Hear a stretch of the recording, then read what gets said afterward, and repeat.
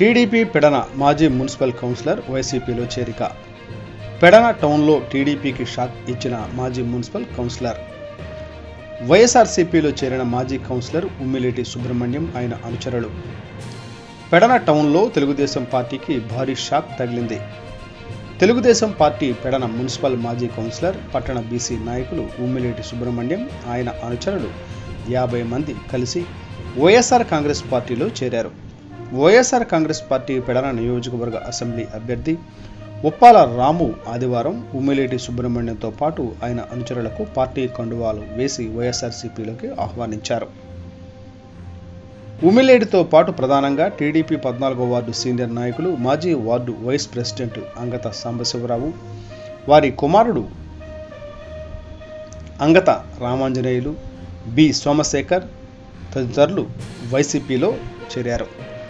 ఈ సందర్భంగా ఉప్పాల రాము మాట్లాడుతూ పెడన టౌన్లో వైఎస్ఆర్ కాంగ్రెస్ పార్టీని మరింత బలోపేతం చేసేందుకు కృషి చేయాలని కోరారు. మే 13వ తేదీన జరిగే సాధారణ ఎన్నికల్లో సీఎం వైఎస్ జగన్ను ఏపీకి రెండోసారి ముఖ్యమంత్రి చేయడమే లక్ష్యంగా పనిచేయాలని సూచించారు.